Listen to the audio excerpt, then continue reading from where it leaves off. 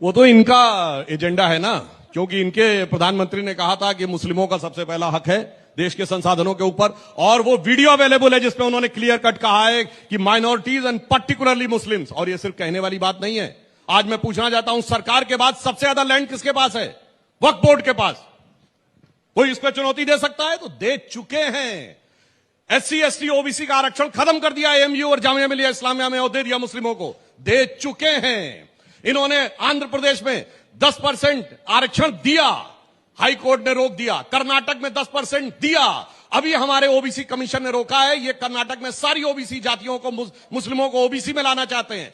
बंगाल में 91 जातियों को जोड़ा, उसमें 85 मुस्लिम।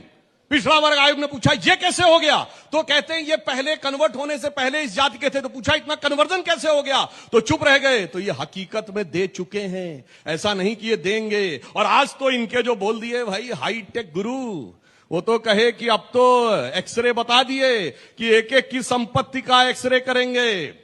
अगर किसी के पास सोना है तो वो अमेरिका का उदाहरण दिए हैं, जिसमें कि 45% तक आपका टैक्स लिया जा सकता है।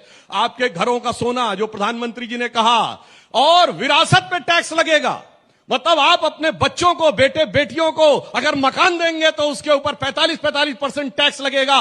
ये बोल चुके हैं भाई। तो सर्वे भी ये बता चुके हैं, इनकी हकीकत भी सामने आ चुकी है। इसीलिए प्रधानमंत्री जी ने कहा है कि इनकी स्थिति क्या है, कांग्रेस की लूट जिंदगी के साथ भी, जिंदगी के बाद भी।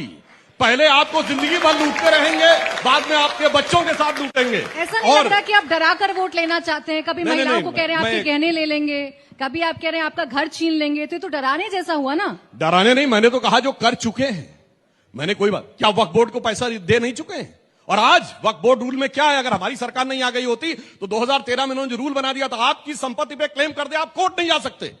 और मैं एक और बात कह चुका हूं, फिर कह रहा हूं, ये देश का डिवीजन हुआ, 2 देश बने मुस्लिम राष्ट्र, और भारत बना आंशिक मुस्लिम राष्ट्र। हम इसको ट्रू सेक्युलर राष्ट्र बना रहे हैं। अन्यथा मैं चुनौती से कहता हूं, दुनिया में कोई सेक्युलर देश बताइए जहां शरिया को कॉन्स्टिट्यूशन वैलिडिटी प्राप्त हो। यहां अगर शरिया और सुप्रीम कोर्ट में मतभेद हो जाए तो शरिया सुप्रीम कोर्ट से ऊपर, शाबानो केस। कोई ऐसा सेक्युलर देश बताइए जहां वक्फ बोर्ड हो, जहां ट्रिपल तलाक हो, जहां हलाला हो, जहां मेहरम हो, जहां हज सब्सिडी हो, मौलवियों को तनख्वाह मिलती हो।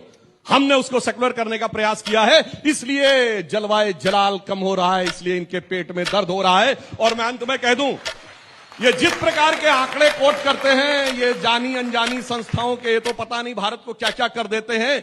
मैं तो कहना चाहता हूं, IMF इंटरनेशनल मॉनेटरी फंड की चीफ क्रिस्टिना जॉर्जिया का 3 महीने पहले का बयान है कि भारत 15% ग्रोथ रेट के साथ वर्ल्ड की ग्रोथ रेट का एक इंजन साबित होने जा रहा है। तो हम कह सकते हैं बढ़ रहे हैं हम प्रगति की ओर, उस रफ्तार से कर रहा है विश्व भी हमको नमन। ठीक है, समय